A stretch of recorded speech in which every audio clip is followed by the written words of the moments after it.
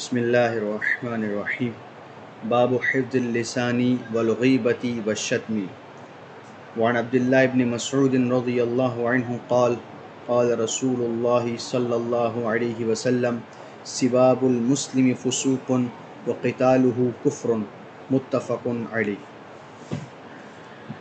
یہ زبان کی حفاظت کا جو باب چل رہا ہے اس کی تیسری حدیث آپ حضرات کے سامنے پڑھی گئی ہے۔ یہ حدیث بھی ہمیں اس بات کی تلقین کرتی ہے کہ ایک مسلمان کا رویہ، ایک مسلمان کا سلوک اپنے دوسرے مسلمان بھائیوں کے ساتھ، اپنے گھر والوں اور رشتہ داروں کے ساتھ کس طرح کا ہوگا۔ یہ حدیث مسلمان کی عظمت کو بتاتی ہے کہ ایک مسلمان کی شان، ایک مسلمان کی عزت کتنی اونچی اور بڑی ہے۔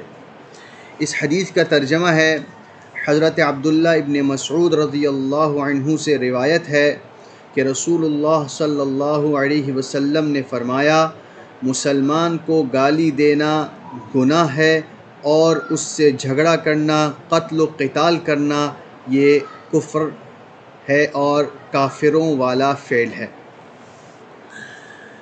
اس حدیث کے اندر دو باتیں ذکر کی گئی ہیں، ایک مسلمان کو گالی دینا اور دوسری مسلمان کے ساتھ قتل و قتال کرنا۔ گالی دینے کو فسوق یعنی گناہ کہا گیا اور قتل کرنے کو کفر کہا گیا یعنی کافروں کا سا فعل بتایا گیا۔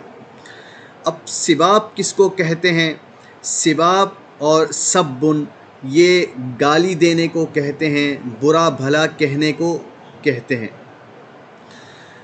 محققین کہتے ہیں کہ سباب کا لفظ یہ سبن سے زیادہ سخت ہے۔ سب کے معنی ہوتے ہیں گالی دینا، وہ چیز اور اس چیز کے بارے میں طعنہ دینا جو اس آدمی کے اندر موجود ہے، اور سباب کہتے ہیں ایسی چیز کے بارے میں عیب لگانا چاہے وہ اس کے اندر موجود ہو یا موجود نہ ہو، تو سباب یہ سبن سے زیادہ سخت ہے۔ اس کے بعد لفظ فسوق تو کہا سباب المسلم فسوق۔ فسوق کے معنی ہوتے ہیں خروج، نکلنا، اور اصطلاح میں فسوق کے معنی آتے ہیں اللہ اور اس کے رسول کی فرما برداری سے نکل جانا۔ اللہ تعالیٰ قرآن میں فرماتے ہیں وَكَرَّهَ إِلَيْكُمُ الْكُفْرَ وَالْفُسُوقَ وَالْعِصْيَانَ۔ اللہ تعالیٰ نے تمہارے نزدیک ناپسندیدہ کر دیا کفر کو، فسوق کو اور عصیان کو۔ اب یہاں تین لفظ ذکر کیے گئے ہیں، ایک کفر جو سب سے بڑا گناہ ہے، اس کے بعد فسوق ہے، پھر عصیان ہے۔ تو مسلمان کو گالی دینے کو فسوق کہا گیا ہے، یعنی اس کو بڑا گناہ بتایا گیا ہے۔ تو یہ حدیث ہمیں بتاتی ہے کہ ایک مسلمان کتنا عظیم الشان ہے کہ اس کو گالی دینا بھی بڑا گناہ ہے، کبیرہ گناہ ہے۔ آپ صلی اللہ علیہ وسلم نے ایک مرتبہ کعبہ کو مخاطب بنا کر کہا، اے کعبہ تو کس قدر عظیم ہے، تو کس قدر پاکیزہ ہے، تیری خوشبو کس قدر عمدہ ہے، اللہ نے تجھے محترم بنایا، لیکن ایک مؤمن کی، ایک مسلمان کی شان تجھ سے زیادہ اونچی ہے۔ اللہ تعالیٰ نے ایک مؤمن کو محترم بنایا اور اسی احترام کی بنا پر اس کی جان کو، اس کے مال کو اور اس کی عزت کو دوسرے لوگوں پر حرام کر دیا، اور اسی احترام کی بنا پر ایک مسلمان کو بولا اور بتایا کہ تم ایک اپنے مسلمان بھائی کے ساتھ اچھا گمان رکھو، اس کے ساتھ برا گمان اور برا سلوک نہ کرو۔ اب یہ حدیث جو میں نے پڑھی یہ در حقیقت تو ایک مسلمان کے ساتھ بدگمانی کا انکار کرتی ہے اور بدگمانی کی نفی کرتی ہے، اور یہاں جو بات کہی جا رہی ہے وہ گالی کے متعلق ہے، لیکن اگر آپ غور کریں تو یہ دونوں مختلف نہیں ہے، کیونکہ پہلے بدگمانیاں ہی جنم لیتی ہیں۔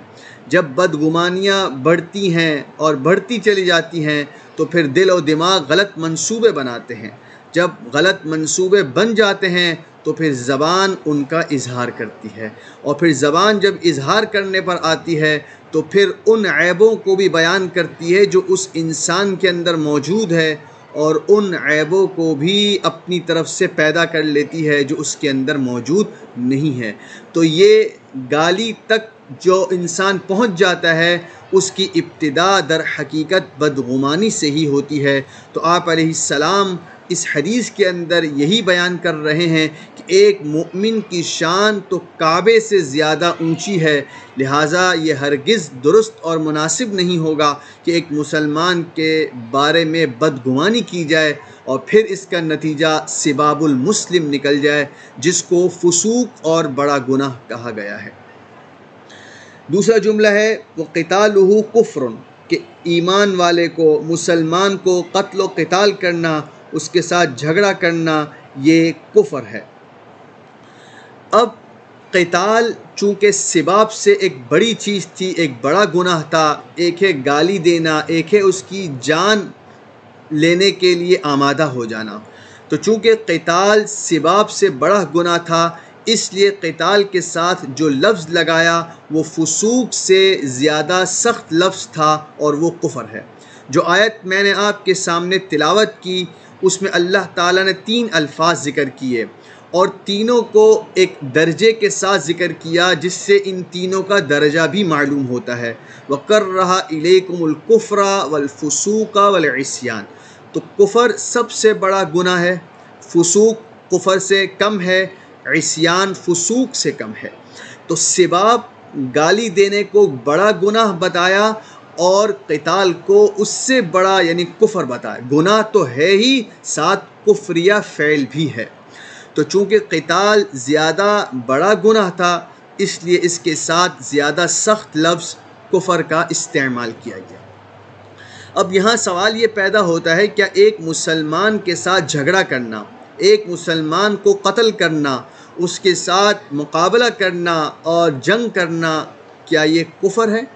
تو اس کا جواب یہ ہے کہ قتل و قتال کرنا مسلمانوں کا باہم یہ حقیقی کفر نہیں ہے، کیونکہ ایمان کس کو کہتے ہیں؟ ایمان کہتے ہیں تصدیق قلبی کو، یعنی دل سے تصدیق کرنا نبی صلی اللہ علیہ وسلم کی اور ان تمام باتوں کی جن کو وہ اللہ کی طرف سے لے کر آئے ہیں۔ اور قتل کرنے میں، مقابلہ اور قتال کرنے میں تکذیب اور انکار لازم نہیں آتا جس کی بنا پر ہم حقیقی کفر کا حکم لگا دیں، اور قرآن و احادیث بھی اسی بات کو بتاتی ہیں کہ کبیرہ گناہ کرنے سے انسان کافر نہیں ہوتا، البتہ گناہ بہت بڑا ہوتا ہے۔ چند آیات میں آپ کے سامنے پڑھتا ہوں۔ اللہ تعالیٰ قرآن میں فرماتے ہیں یا ایہا الذین آمنوا کتب علیکم القصاص۔ اب یہاں پر اگر آپ غور کریں تو یہ کہا جا رہا ہے کہ تم پر بدلہ اور قصاص کو فرض کر دیا ہے، یعنی اگر کسی شخص نے کسی کو قتل کر دیا تو بدلے میں اس قاتل کو قتل کیا جائے گا، اور قتل کرنا بڑا گناہ ہے، کبیرہ گناہ ہے۔ اس کے باوجود اللہ تعالیٰ خطاب کس طرح کر رہے ہیں؟ یا ایہا الذین آمنو، اے ایمان والو، تم پر قصاص فرض کر دیا گیا ہے، جس سے معلوم ہو گیا کہ قتل کرنا اگرچہ بہت بڑا گناہ ہے، اس سے قصاص تو لازم ہوگا، لیکن یا ایہا الذین آمنو، ایمان والے تم بہرحال رہو گے، لیکن گناہ بہت بڑا کیا ہے۔ مقصد بتانے کا یہ ہے کہ قتل کرنے سے ایمان سے خارج نہیں ہو جاتا۔ اسی طرح اللہ تعالیٰ قرآن میں فرماتے ہیں یا ایہا الذین آمنو توبوا الی اللہ توبۃ نصوحا۔ اب یہاں توبہ کا ذکر کیا گیا کہ اے ایمان والا تم توبہ کرو۔ اب توبہ کس کو کہتے ہیں؟ تو اگر آپ ڈکشنری میں توبہ کا معنی دیکھیں گے تو اس کا معنی آتا ہے لوٹنا۔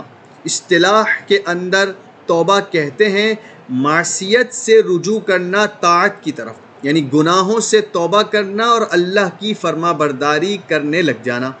اب جو توبہ ہے وہ ہے معصیت اور گناہ سے توبہ کرنا۔ اب معصیت ہر طرح کا ہو سکتا ہے، قتل بھی معصیت اور گناہ ہے، اسی طرح گالی دینا بھی معصیت اور گناہ ہے، تو یہ سب ہی معصیت ہے اور اسی سے توبہ کا حکم دیا جا رہا ہے۔ اور خطاب کس طرح کیا جا رہا ہے؟ یا ایہا الذین آمنو، جس سے معلوم ہوتا ہے کہ کوئی گناہ ہو جائے، کوئی معصیت ہو جائے، اس سے انسان ایمان سے نہیں نکل جاتا۔ اسی بنا پر خطاب کیا جا رہا ہے اے ایمان والو۔ اسی طرح ایک اور آیت ہے وَإِن طَائِفَتَانِ مِنَ الْمُؤْمِنِينَ اقْتَتَلُوا۔ اب یہاں تو بالکل وضاحت کے ساتھ کہا گیا، اور ہمارے مدعا پر بھی یہ آیت بالکل ہی اس کی تائید کر دیتی ہے۔ اگر ایمان والوں کے دو گروہ آپس میں لڑ پڑیں اور قتل و قتال پر آمادہ ہو جائیں۔ اب یہاں پر دو ایمان والوں کے گروہوں کے قتل کا ذکر کیا جا رہا ہے، لیکن ان سے خطاب کس طرح ہے؟ وَإِن طَائِفَتَانِ مِنَ الْمُؤْمِنِينَ، ایمان والوں کے دو گروہ آپس میں لڑنے لگ جائیں۔ اب قتال کرنا، قتل کرنا یہ بڑا گناہ ہے، اور اس کو اس حدیث میں کفر کہا گیا ہے، اور قرآن بتاتا ہے کہ اگر دو ایمان والوں کے گروہ آپس میں لڑ جائیں تو تم ان کے درمیان صلح کرا دو۔ تو قتل کا ذکر ہے، لیکن ایمان والا بھی ان کو کہا جا رہا ہے۔ تو ان آیات کی بنا پر ہم اس حدیث کے اندر یہ بات کہیں گے کہ یہاں جو آپ علیہ السلام نے کہا کہ مسلمان کو قتل کرنا کفر ہے، اس سے حقیقی کفر مراد نہیں ہے، بلکہ آپ علیہ السلام یہ بتا رہے ہیں کہ یہ اتنا سخت کام ہے، ایک مسلمان کو قتل کرنا، اس سے جھگڑا کرنا، گویا یہ کفریہ فعل ہے۔ ایک مسلمان کے قتل پر آمادہ ہو جانا یہ ایک ایمان والے کا کام نہیں ہو سکتا۔ ایک مسلمان کو قتل کرنے پر آمادہ ایک کافر ہی ہو سکتا ہے، اور یہ ایک سخت وعید کے طور پر کہا جا رہا ہے۔ جیسے ایک حدیث آپ نے سن رکھی ہوگی، آپ علیہ السلام نے فرمایا من ترک الصلاۃ متعمدا فقد کفر، جس نے جان بوجھ کر نماز کو چھوڑ دیا وہ کافر ہو گیا۔ اب یہاں پر محدثین یہی کہتے ہیں کہ آپ علیہ السلام جو نماز چھوڑنے والے پر کفر کا حکم لگا رہے ہیں وہ وعید اور سخت ڈانٹ کے طور پر ہے۔ حقیقتاً نماز چھوڑ دینے سے آدمی کافر نہیں ہو جاتا، البتہ بہت بڑا گناہ ہے، اور گویا یہ کافروں والا فعل ہے، یعنی ایک کافر نماز نہیں پڑھتا ہے، ایک کافر ہی مسلمان کو قتل کر سکتا ہے۔ تو ایمان والے سے یہ بہت بعید ہے کہ وہ نماز چھوڑ دے، ایمان والے سے یہ بہت بعید ہے کہ وہ ایک مسلمان کے قتل پر آمادہ ہو جائے۔ تو چونکہ ایک مسلمان یہ نہیں کر سکتا، ایک کافر ہی یہ کر سکتا ہے، اس لیے آپ علیہ السلام یہ بتا رہے ہیں کہ ایک ایمان والے کو قتل کرنا گویا کفریہ فعل ہے۔ تو اس حدیث اور اس حدیث کے دو جملے ہمیں مسلمان کی عظمت، اس کی عزت کو بتاتے ہیں کہ ایک مسلمان پر لازم ہے کہ وہ اپنے مسلمان بھائی کی عزت کرے، اس کا احترام کرے، اس کے جان، اس کا مال اور اس کے آبرو کی حفاظت کرے۔ جو کچھ کہا گیا اللہ تعالیٰ اس پر عمل کرنے کی توفیق نصیب فرمائے۔ وآخر دعوانا ان الحمد للہ رب العالمین۔